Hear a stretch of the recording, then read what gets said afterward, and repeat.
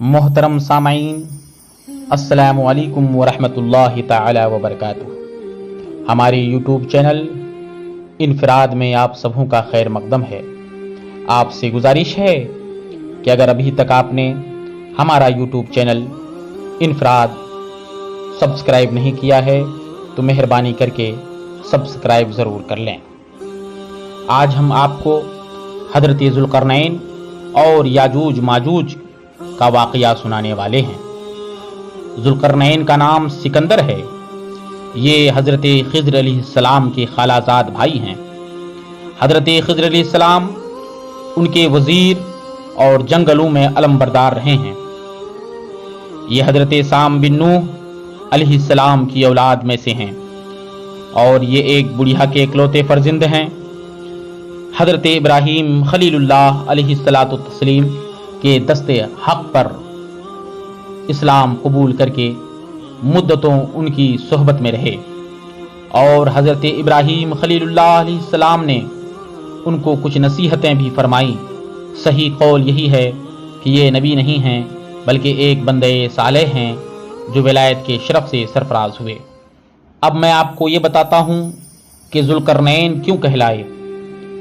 حضور علیہ السلام نے فرمایا کہ ذوالقرنین دو سنگھوں والے کے لقب سے اس لیے مشہور ہو گئے کہ انہوں نے دنیا کے دو سنگھوں یعنی دونوں کناروں کا چکر لگایا تھا، اور بعض کا قول ہے کہ ان کے دور میں لوگوں کے دو قرن ختم ہو گئے۔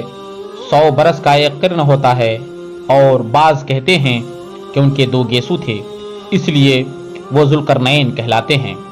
اور یہ بھی ایک قول ہے کہ ان کے تاج پر 2 سنگ بنے ہوئے تھے، اور بعض اس کے قائل ہیں کہ خود ان کے سر پر دونوں طرف ابھار تھا جو سنگ جیسا نظر آتا تھا، اور بعضوں نے یہ وجہ بتائی ہے چونکہ آپ کے باپ اور ماں نجیب الطرفین اور شریف زادہ تھے، اس لیے ان کو ذوالقرنین کہنے لگے۔ اللہ تعالیٰ نے ان کو تمام روئے زمین کی بادشاہی عطا فرمائی تھی۔ دنیا میں کل 4 بادشاہ ایسے ہوئے ہیں جن کو پوری زمین کی پوری بادشاہی ملی۔ ان میں 2 مومنین تھے اور 2 کافر۔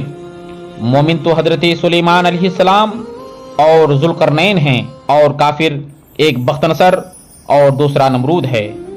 اور تمام روئے زمین کے 1/5 بادشاہ اس امت میں ہونے والے ہیں جن کا اسم گرامی حضرت امام مہدی رضی اللہ تعالیٰ عنہ ہے۔ ذوالقرنین نے کئی سفر کیے، مگر ان کے 3 سفر قرآن مجید میں موجود ہیں۔ قرآن مجید میں حضرت ذوالقرنین کے 3 سفروں کا حال بیان ہوا ہے جو سورہ کہف میں ہے۔ ہم قرآن مجید ہی سے ان 3 سفروں کا حال آپ کو بتانے کی کوشش کر رہے ہیں، جن کی روداد بہت ہی عجیب و غریب اور عبرت خیز ہے۔ پہلا سفر حضرت ذوالقرنین کا۔ حضرت ذوالقرنین نے پرانی کتابوں میں پڑھا تھا کہ سام بن نوح علیہ السلام کی اولاد میں سے ایک شخص آب حیات کے چشمہ سے پانی پی لے گا تو اس کو موت نہ آئے گی۔ اس لیے حضرت ذوالقرنین نے مغرب کا سفر کیا۔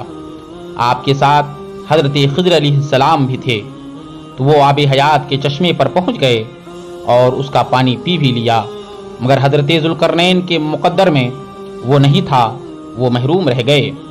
اس سفر میں آپ جانب مغرب روانہ ہوئے تو جہاں تک آبادی کا نام و نشان ہے وہ سب منزلیں طے کر کے آپ ایک ایسے مقام پر پہنچے کہ انہیں سورج غروب کے وقت ایسا نظر آیا کہ وہ ایک ایسا چشمہ سیاہ میں ڈوب رہا ہے جیسا کہ سمندری سفر کرنے والوں کو آفتاب سمندر کے کالے پانی میں ڈوبتا نظر آتا ہے۔ وہاں ان کو ایک ایسی قوم ملی جو جانوروں کی کھال پہنے ہوئے تھی، اس کے سوا کوئی دوسرا لباس اس کے بدن پر نہیں تھا۔ وہ دریائی مردہ جانوروں کے سوا ان کی غذا کا کوئی دوسرا سامان نہیں تھا۔ یہ قوم ناسک کہلاتی تھی۔ حضرت ذوالقرنین نے دیکھا کہ ان کے لشکر بے شمار ہیں اور یہ لوگ بہت ہی طاقتور اور جنگجو ہیں، تو حضرت ذوالقرنین نے ان لوگوں کے ارد گرد اپنی فوجوں کا گھیرا ڈال کر ان لوگوں کو بے بس کر دیا۔ چنانچہ کچھ تو مشرف با ایمان ہوئے، کچھ آپ کے فوجوں کے ہاتھ مقتول ہو گئے۔ حضرت ذوالقرنین کا دوسرا سفر ملاحظہ فرمائیے۔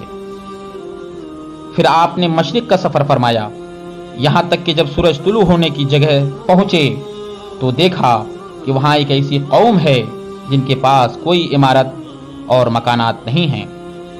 ان لوگوں کا حال یہ ہے کہ سورج طلوع ہونے کے وقت یہ لوگ زمین کے غاروں میں چھپ جاتے ہیں اور سورج ڈھل جانے کے بعد غاروں سے نکل کر اپنی روزی کی تلاش میں لگ جاتے ہیں۔ یہ لوگ قوم منسک کہلاتے تھے۔ حضرت ذوالقرنین نے ان لوگوں کے مقابلے میں بھی لشکر آرائی کی، اور جو لوگ ایمان لائے ان کے ساتھ بہتر سلوک کیا، اور جو لوگ اپنے کفر پر اڑے رہے ان کو تہہ تیغ کر دیا۔ حضرت ذوالقرنین کا تیسرا سفر بھی ملاحظہ فرمائیے۔ پھر آپ نے شمال کی جانب سفر فرمایا، یہاں تک کہ سدین دو پہاڑوں کے درمیان میں پہنچے تو وہاں ایک آبادی کی عجیب و غریب زبان تھی۔ ان لوگوں کے ساتھ اشاروں سے مشکل میں بات چیت کی جا سکتی تھی۔ ان لوگوں نے حضرت ذوالقرنین سے یاجوج ماجوج کے مظالم کی شکایت کی اور آپ کی مدد طلب کی۔ یاجوج ماجوج کیا ہے یہ بھی سنتے چلیے۔ یاجوج ماجوج یافز بن نوح کی اولاد میں سے ہیں، ایک فسادی گروہ ہے اور ان لوگوں کی تعداد بہت ہی زیادہ ہے۔ یہ لوگ بلا کے جنگجو، خونخوار اور بالکل ہی وحشی اور جنگلی ہیں، جو بالکل جانوروں کی طرح رہتے ہیں۔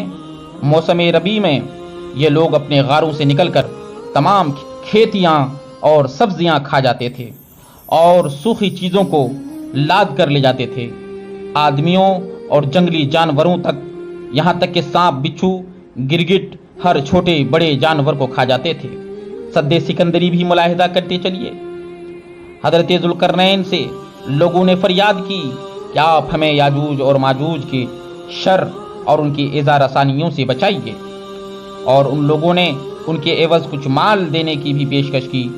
تو حضرت ذوالقرنین نے فرمایا کہ مجھے تمہارے مال کی ضرورت نہیں ہے، اللہ تعالیٰ نے مجھے سب کچھ دیا ہے، بس تم لوگ جسمانی محنت سے میری مدد کرو۔ چنانچہ آپ نے دو پہاڑوں کے درمیان بنیاد کھدوائی۔ جب پانی نکل آیا تو اس پر پگھلائے ہوئے تانبے کے گارے سے پتھر جمائے گئے اور لوہے کے تختے نیچے اوپر چن کر ان کے درمیان میں لکڑی اور کوئلہ بھر دیا گیا اور اس میں آگ لگوا دی گئی۔ اس طرح یہ دیوار پہاڑوں کی بلندی تک اونچی کر دی گئی اور دونوں پہاڑوں کے درمیان کوئی جگہ نہ چھوڑی گئی۔ پھر پگھلایا ہوا تانبا دیوار میں پلا دیا گیا، جو سب مل کر بہت ہی مضبوط اور نہایت ہی مستحکم دیوار بن گئی۔ اب ایک سوال یہ پیدا ہوتا ہے کہ سد سکندری کب ٹوٹے گا؟ تو وہ بھی ملاحظہ کرتے چلیے۔ حدیث شریف میں ہے کہ یاجوج و ماجوج روزانہ اس دیوار کو توڑتے ہیں اور دن بھر جب محنت کرتے کرتے اس کو توڑنے کے قریب ہو جاتے ہیں تو ان میں سے کوئی کہتا ہے کہ اب چلو باقی دیوار کل توڑیں گے۔ دوسرے دن جب وہ لوگ آتے ہیں تو خدا کے حکم سے وہ دیوار پہلے سے بھی زیادہ مضبوط ہو جاتی ہے۔ جب اس دیوار کے ٹوٹنے کا وقت آئے گا تو ان میں سے کوئی کہے گا چلو انشاءاللہ تعالی کل اس دیوار کو توڑ ڈالیں گے۔ ان لوگوں کے اس انشاءاللہ کہنے کی برکت اور اس کلمہ کا یہ ثمرہ ہوگا کہ دوسرے دن وہ دیوار ٹوٹ جائے گی۔ یہ قیامت قریب ہونے کا وقت ہوگا۔ دیوار ٹوٹنے کے بعد یاجوج و ماجوج نکل پڑیں گے اور زمین میں ہر طرف فتنہ فساد، قتل و غارت کریں گے۔ چشموں اور تالابوں کا پانی پی لیں گے، جانوروں درختوں کو کھا ڈالیں گے، زمین پر ہر جگہ میں پھیل جائیں گے، مگر مکہ مکرمہ اور مدینہ طیبہ، بیت المقدس، ان تینوں شہروں میں یہ داخل نہ ہو سکیں گے۔ پھر حضرت عیسیٰ علیہ السلام کی دعا سے ان لوگوں کی گردنوں میں کیڑے پیدا ہو جائیں گے اور یہ سب کے سب ہلاک ہو جائیں گے۔